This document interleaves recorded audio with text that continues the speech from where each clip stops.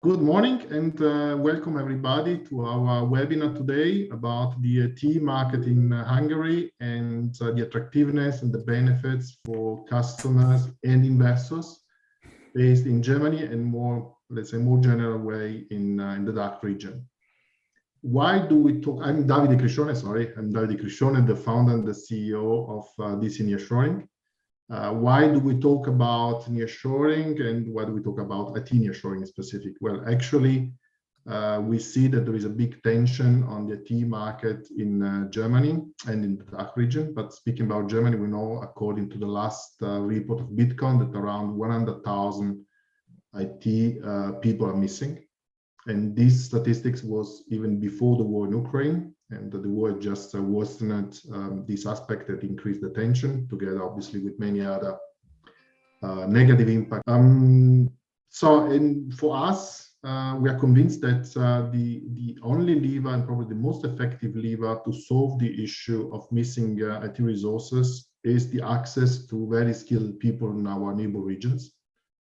And this is the reason why we organize, among other activities we do, also some webinars on a regular basis now. Based on, even we tackle some content-specific topics like data protection, which we have done on our last webinar together with KPMG, or we give an overview on some very, very attractive countries, our neighbor countries. Today, we are speaking about Hungary. And we're really, really happy that we have excellent speakers with us and really that will give first-hand information about the market, the developments, and the perspective and the attractiveness for Germany. At first, I would like to welcome Dr. Péter GYÖRKÖS, Hungarian Ambassador in Berlin. It's really an honor for us, Dr. GYÖRKÖS, that you have some time for us. Together with Dr. GYÖRKÖS today as a speaker, we also have Mrs. Tünde Kiss. Mrs. Kiss is the Deputy CEO of the Hungarian Investment Promotion Agency. So thank you, Tünde, also for your time. And last but not least, we have Martin Kickstein, General Director of Roche Services, responsible for East Europe and Africa. And Martin will give us a first-hand, let's say, overview of a company, Roche, that has made the investment, is increasing the investment, increasing the number of people, let's say, involved in the service center in Budapest. So we are really thrilled about this webinar today. So, Dr. GYÖRKÖS, I don't want to consume any additional minute of your time with us today. So I would like to hand over directly to you for your welcome and the introduction why Hungary is an attractive country and which is also the perspective from the IT point of view. So good morning. Can you hear me? It's okay? Yes. Yes, we do. It's perfect. We can hear you really well. Good morning to everybody and warm welcome from Berlin. Some hours before the start of the huge demonstration of Fridays for Future, which for sure reflects the very complex political and social and atmospherical environment, not only in Berlin, but overall in Europe and in the world. And I guess that as the organizers started to put together the structure of your today's webinar, it was well before this brutal war erupted. Yes. Nevertheless, I stick to my basic messages to you with or without such a war, which means that the real and the most booming region in Europe is the group of the Visegrad countries. And it's even basically endorsed by facts, still the recognition is not necessarily overall present.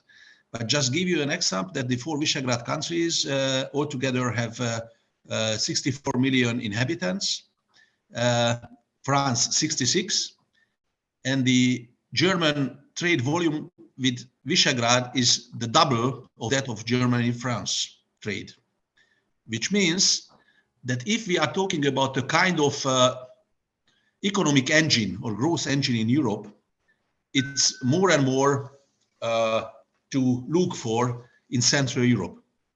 And it's not by chance, because that volume, which goes well beyond the 300 billion euros, by the way, it's also 40% higher than the German-Chinese volume, is not only a big number or big figure, but at the same time has a very solid fundament, not only in economic and infrastructure terms, but at the same time also in cultural terms.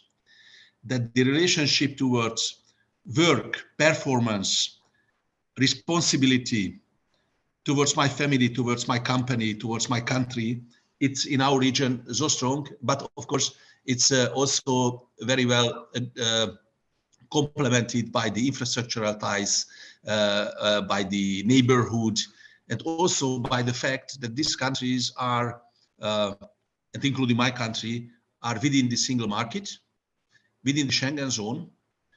And now I come to the point of this brutal war in our neighborhood, because it creates a new fundament also how our countries are seen in other terms of security, in the broader terms, meaning that security means on one hand hardcore security, on the other hand how safe we are if we try to maintain the economic performance capacities of the European Union.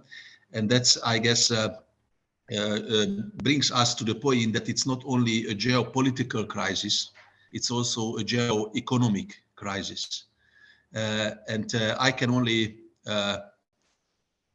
propose to look at our countries and to look at my country, which even today the Eurostat statistics were published, and which shows that this region, and within this region, my country is catching up in the fastest way to the average at the European Union, which means that our strategy in macroeconomic terms was successful.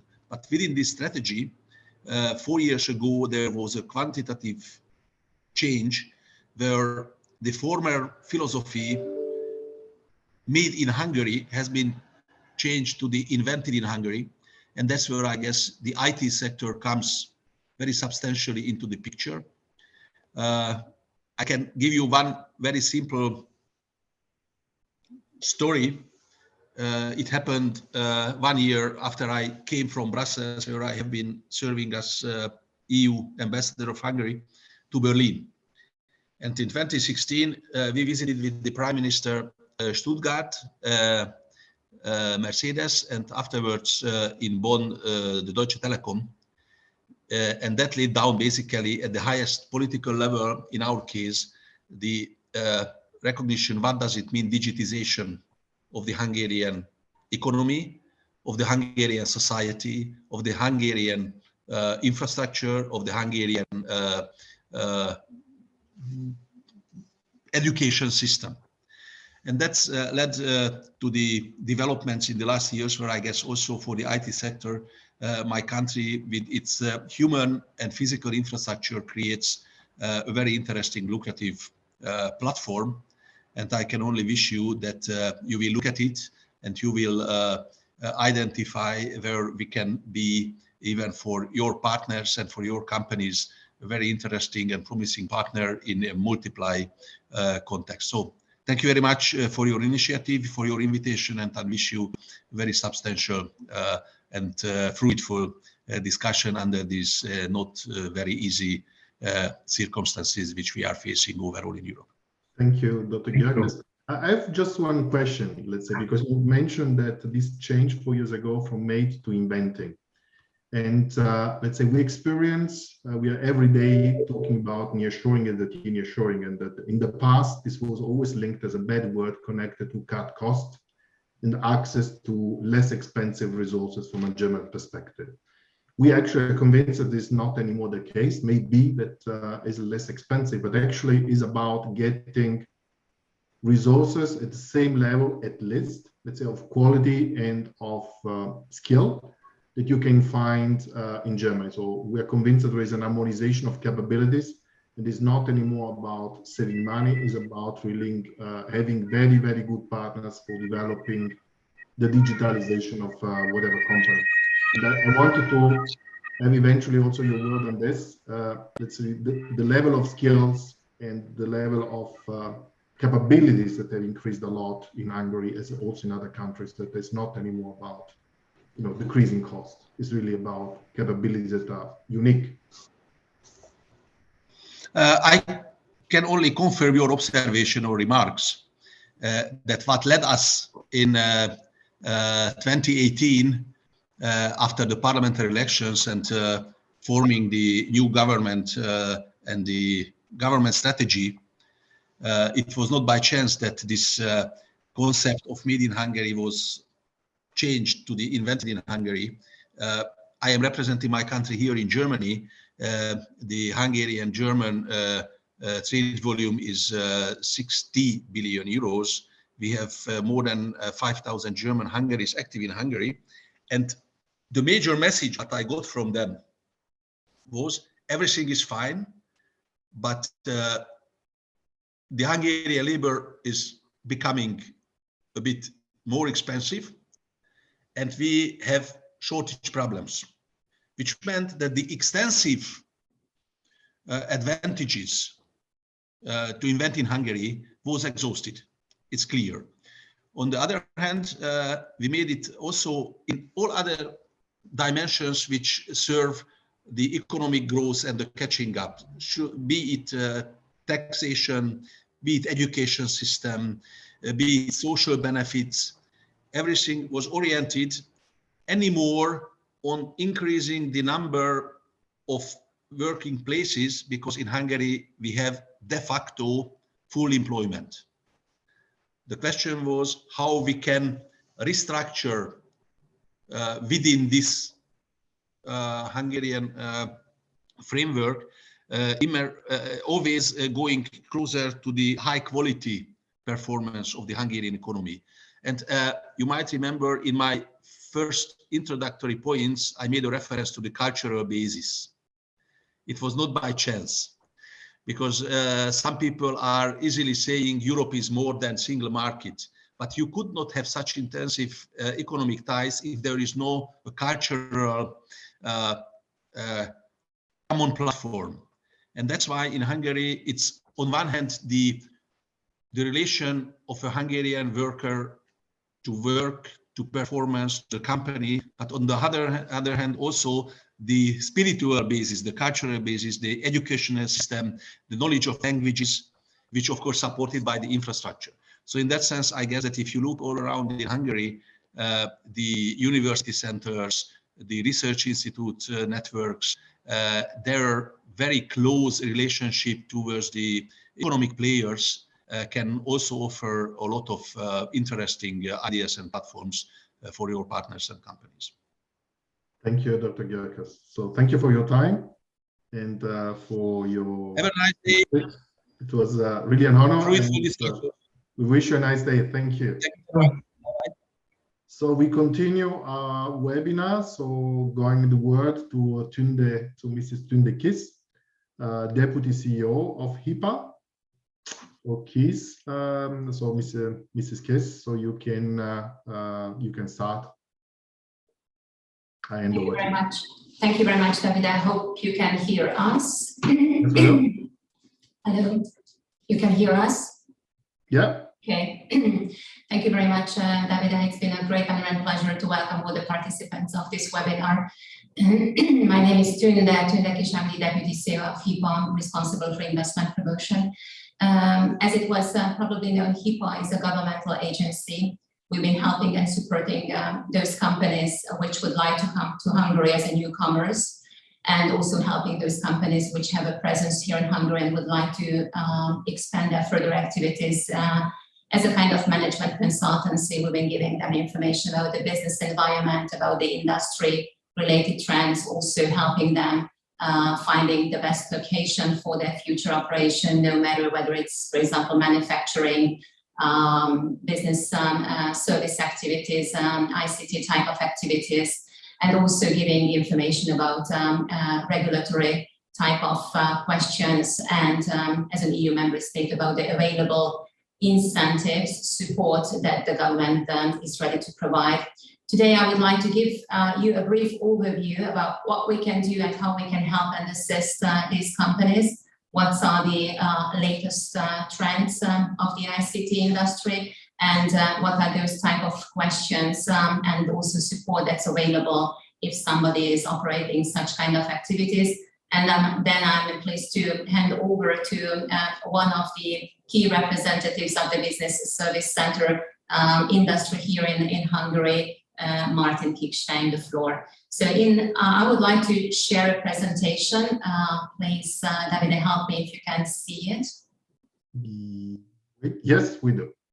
Okay, so just briefly, a few information around Hungary at the really beginning. So Hungary as an EU member state country since 2004.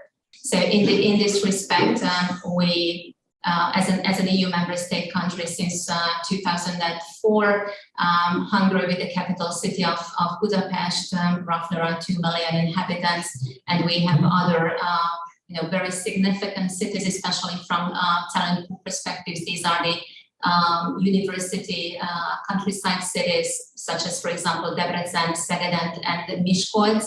What we would like to stress here that the Hungarian economy is a continuously growing economy. Last year, GDP growth rate was more than 7%. Of course, in this respect, certain industries like, for example, the automotive industry, electronics sector, food industry is very significant.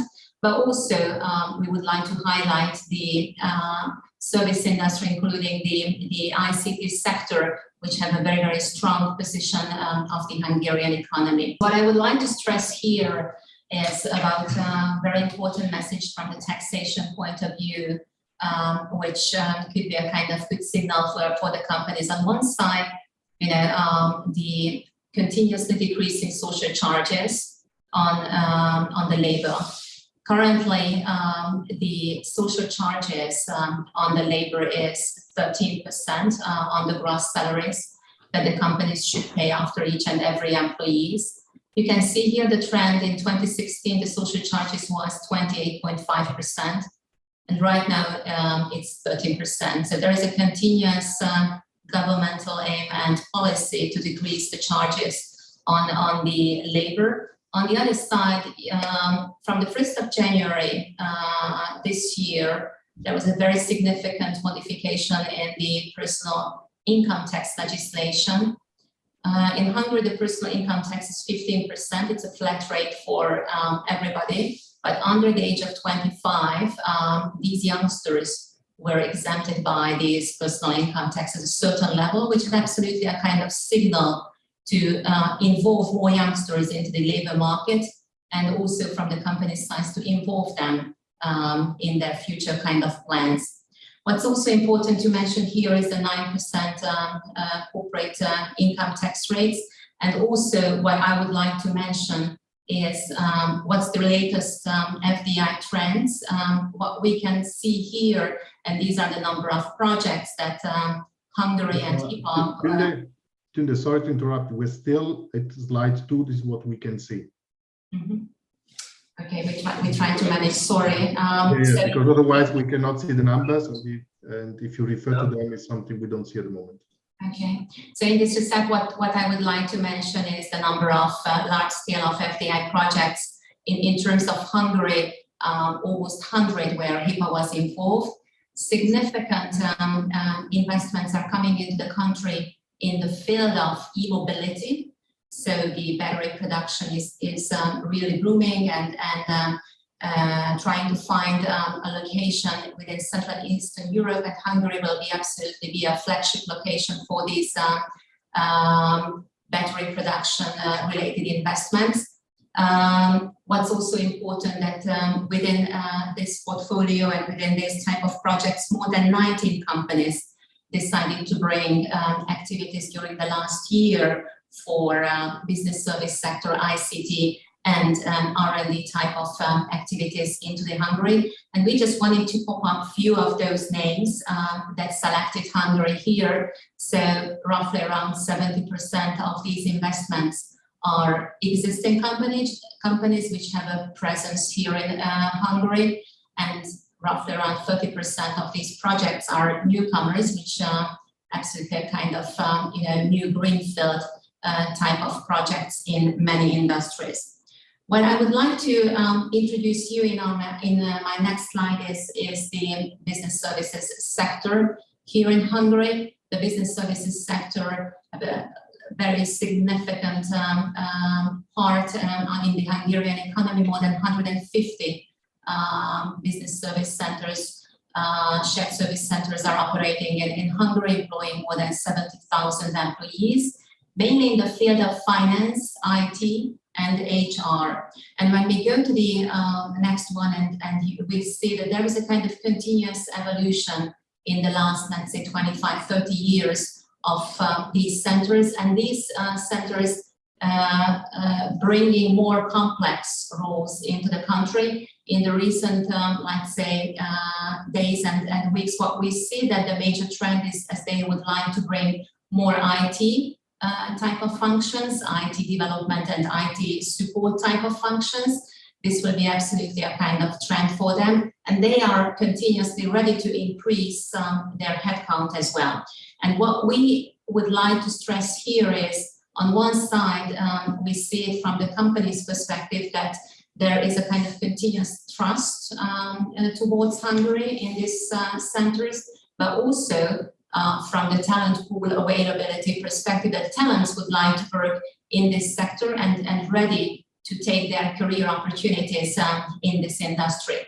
What we would like to mention that, of course, the language availability and the complexity of the languages is very, very important, because majority of these centers supporting regional and also global areas from Hungary. So that's why the most important is that what are those type of languages that these centers can serve, and English and German are the most commonly used languages that these service centers are operating. But also there are other exotic languages as well. In certain cases, the service offerings, the language service offerings are more than 30 in these business service centers. These centers are also, what I would like to mention, are operating from Budapest, but also from the countryside. So there is a continuous trend that beside Budapest, our university towns and cities provide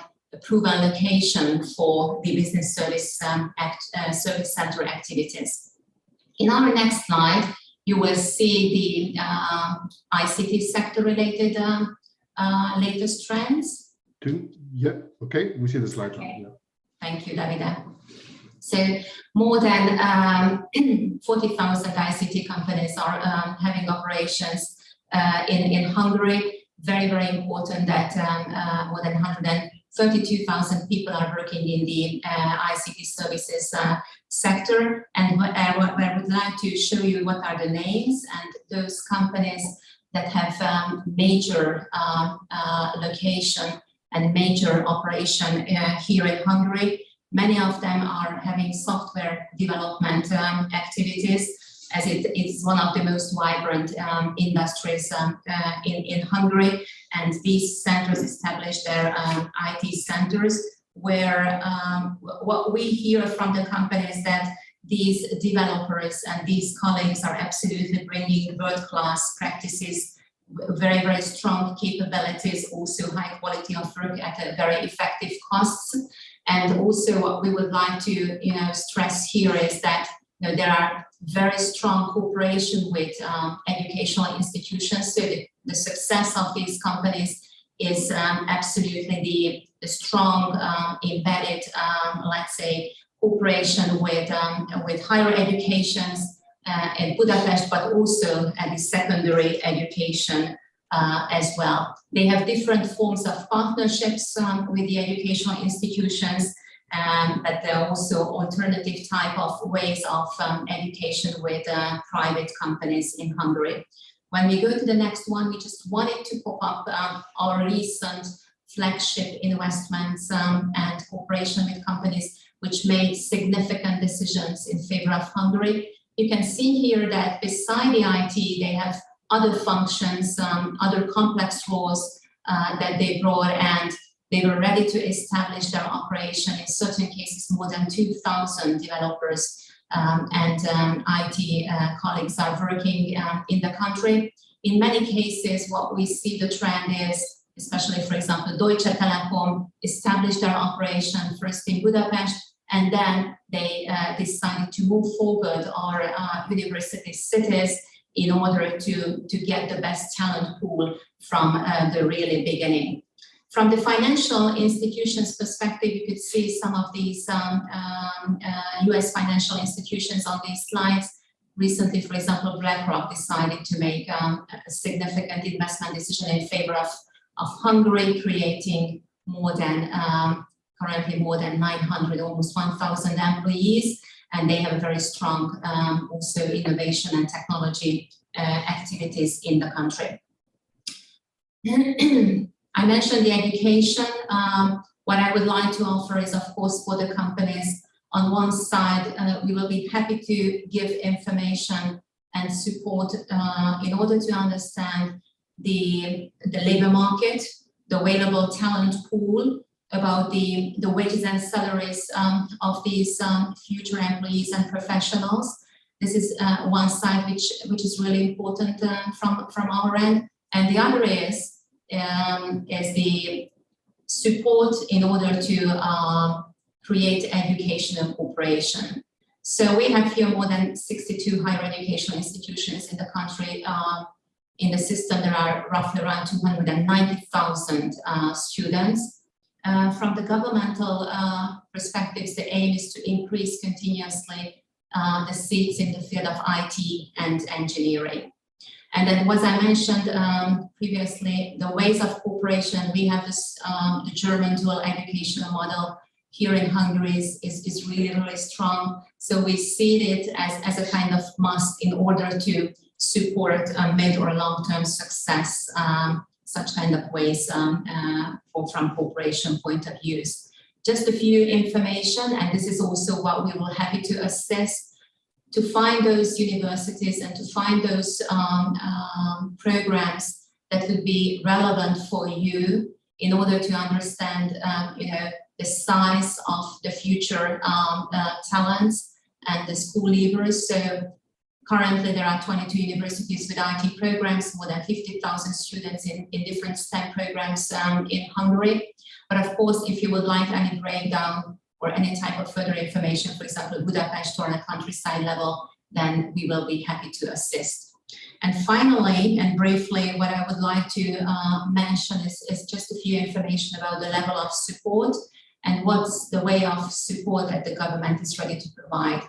As an EU member state country, we are entitled to provide support in order for different activities in order to strengthen, on one side, the regional development and in order to bring more R&D into the country. In this respect, you can see in this slide that there are different incentive types. On one aspect, if you establish, for example, a new development center outside of Budapest, creating new jobs, then incentives can be applicable. Establishing a regional center, more than 50 new jobs in the countryside, incentives in the form of non-refundable cash incentive and tax incentive for corporate tax purposes can be utilized. The colorful map shows that within Hungary there are different regions. There are regions where more support can be given, especially for job creation purposes, for the wages and salaries. Up to 50% of these support will be applicable for the centers for a 2-year period of time. In the western part of Hungary, the level of support is 30%. In case of Budapest, due to the development level of Budapest, support for job creation purposes cannot be given. However, you can see it as a kind of point number 2 and number 3, incentives for training and incentives for R&D purposes will be applicable in Budapest. So if the company are making different type of R&D projects, and not just in Budapest, but also it's applicable for the countryside, then support for the R&D projects mainly for the wages and salaries of the personnel, material costs that's probably needed for the R&D, depreciation of the equipment for the R&D purposes will be the basis of this package. And if you have a project aiming to make this R&D in Hungary and do it within a 3-year period of time, and you have at least 1 million euros, the total cost within this within this 3-year period of time, then the government is entitled to provide support, cash incentive support with a maximum of 25% of these costs, aiming to do the activity in Hungary and creating at least 10 new jobs.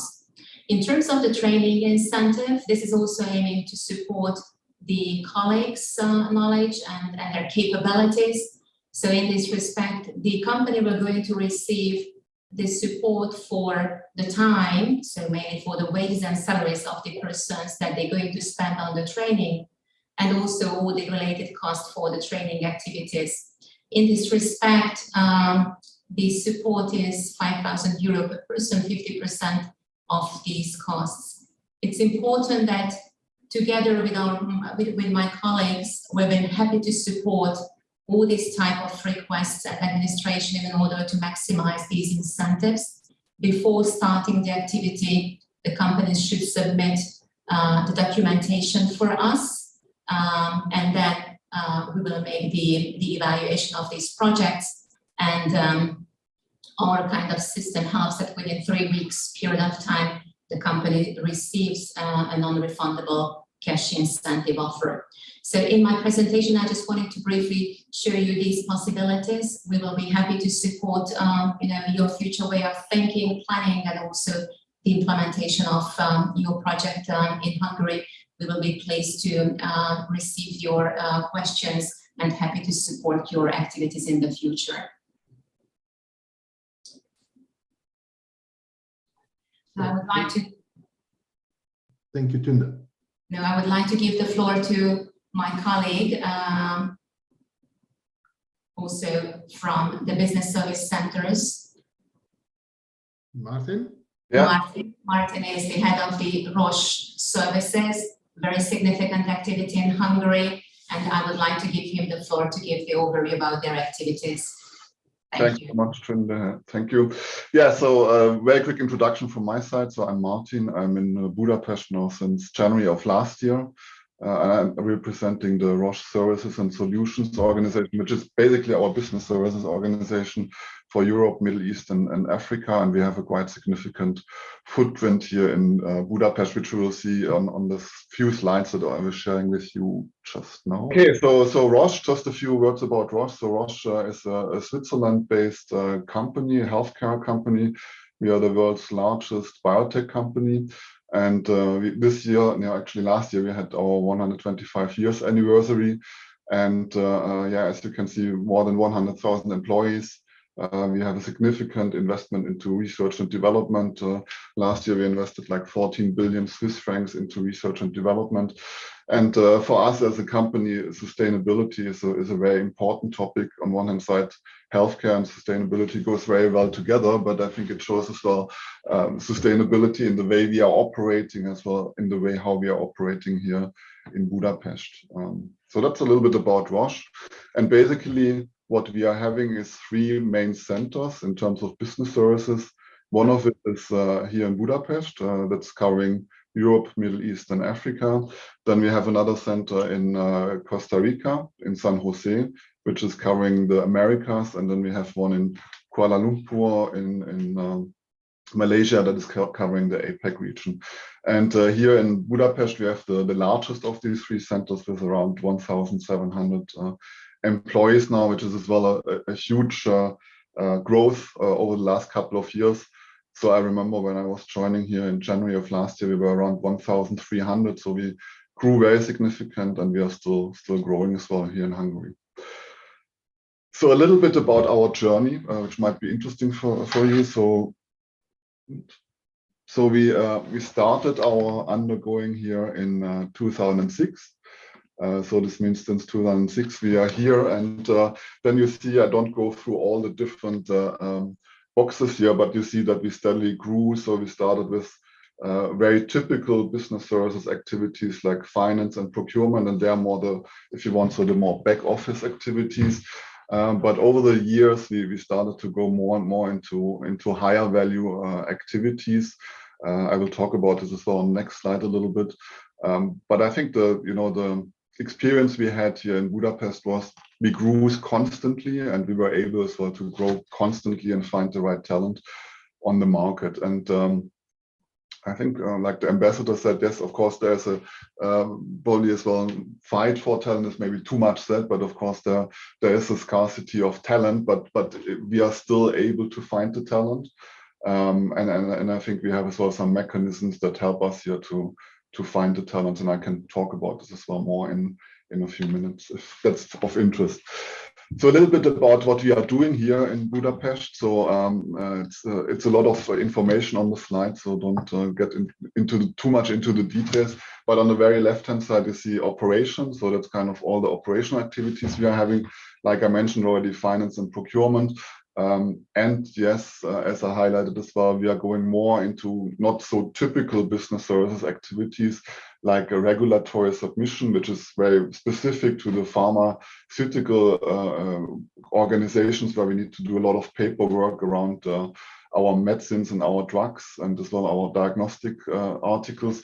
And we are supporting this as well out of the business services organization, which is something really great, I would say. And we are as well supporting group communications here out of Budapest. So for instance, the Roche.com website is managed out of Budapest as well. Then we have as well, this is the second bucket, a global customer experience organization, how we call it. That is really about all the help desk activities we are doing, and we do this for finance, procurement, as well for IT, and we do it as well for to some extent for our customers on the diagnostic side. So meaning that as well external customers are calling us here for some of our products, which is as well a great development that we had over the past couple of years. And then, yeah, I think the rest of the slide, I don't want to talk too much about it, but yeah, we of course, like every other business services organization, we look as well into continuous improvement, machine learning, automation. I think that's an ongoing activity in terms of continuous improvement. But the other thing which might be interesting for you is this, as we call it, in-house consulting.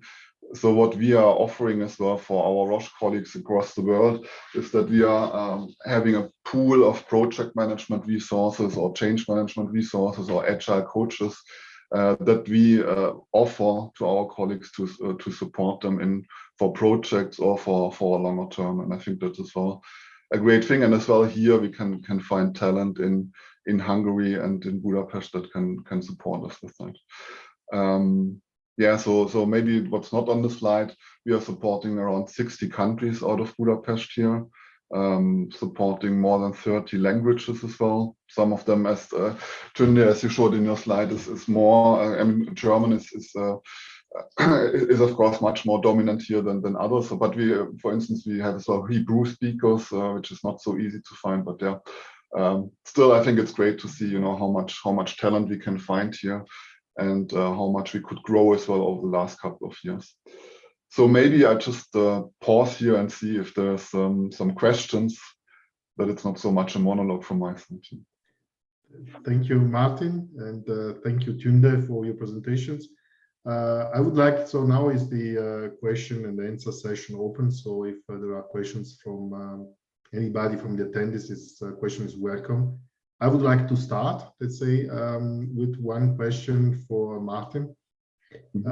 So there's been a big growth and you have now a big center, but from my experience, what is also very critical is the cooperation, let's say, with the headquarters.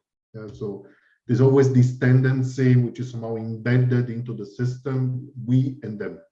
So it's so how do you manage this integration of different, let's say, countries? Even if there is a cultural, let's say, affinity, is still different countries, or is this an issue? How do you manage the integration of the processes and of the teams and of the projects? Yeah, I think that's a very important thing to be as well successful as a business services organization. So I think what we always try to do is that it's not us against them, but of course at the beginning, you know, if you transfer something, centralize it somewhere, I think at the beginning there might be some of this tension that people are saying, okay, you take things out of my country and you bring this into a central location. But we are really, the partnering part of for us is very important. So we try that the people that are working here in Budapest are seen as a part of those teams that are, you know, from like Germany, right? We have a huge operation, of course, in Mannheim, for instance, and but we try really that the people who are sitting here in Budapest supporting Mannheim, that they feel being part of this organization, of this team. So we make as well sure that they're invited for meetings there, team meetings, and as well that there's an exchange so that they can visit as well Mannheim, and as well the colleagues from Mannheim, for instance, visiting here Budapest. So I think this integration is very important. Is English accepted as the common language, or is still German? To be honest, Germany is a little bit special, and I'm German myself, so about myself. I think there's always the wish for German speakers, but what we realize is that over the time, you know, when you start with a new service for Germany, then we try to do it predominantly in German. But we realize that over time, you can then, if there's fluctuation in the team, you can then exchange those German-speaking speakers as well with English speakers here and there. So, but I think there's still the desire of having a lot of German-speaking colleagues here in Budapest as well. Yes, we see this as a common request from customers. That, yes, we need the nearshoring, we need resources, but can you have them speaking German? And this is obviously always very, very difficult, because it's something you can do on a punctual basis, but it's very difficult to, let's say, to scale up. Tunde, I would have a question also for you.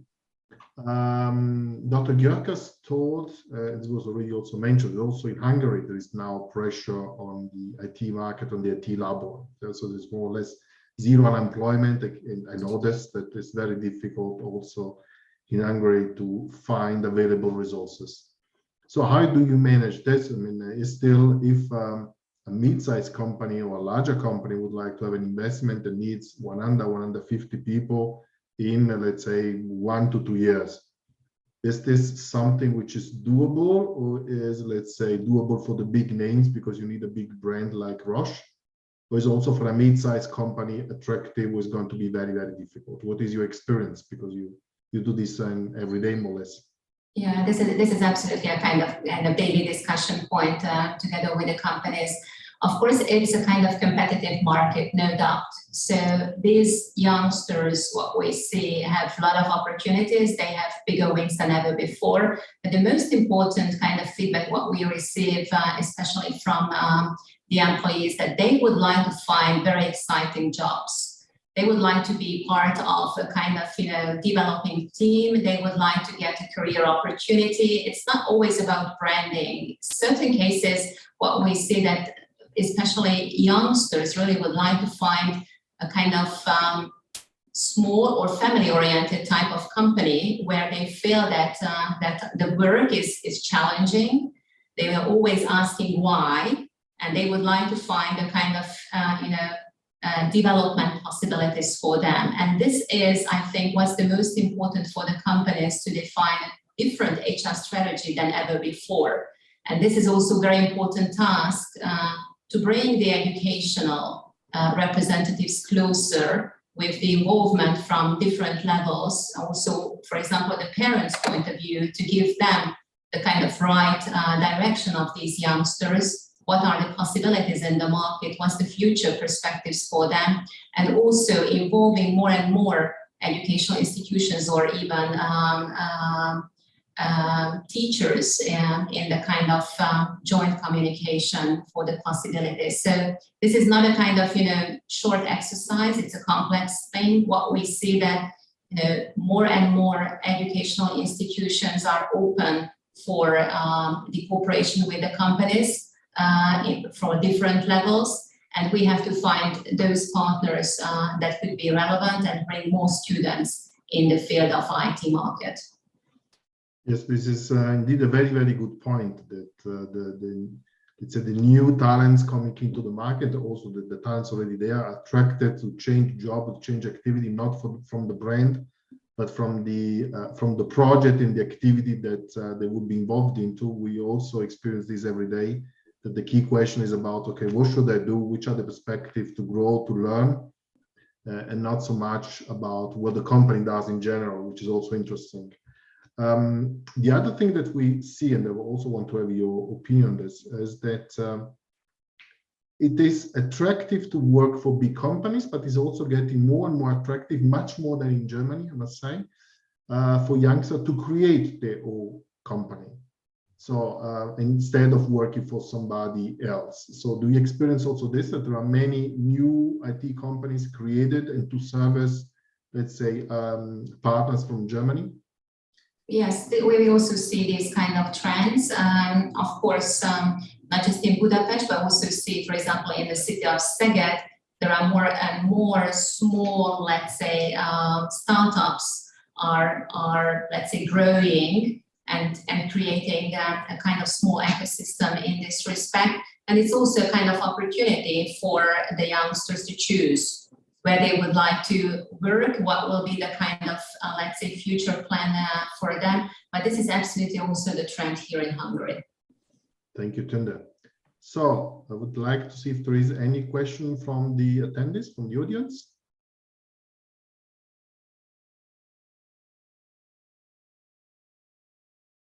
Okay, so I don't see any additional question. Then I would say we can close this webinar today. So thank you very much, Tunde, for your time. Thank you, Martin. It was really a pleasure having you here and sharing your experience. That I can recommend, let's say, to companies that are thinking about investing in Hungary. Obviously, there is the organization, the HIPA is the organization that can support with all the means. And Martin, thank you for your time, for your experience. So it was a pleasure, and talk to you and see you hopefully soon again. Goodbye and have a nice day. Thank you.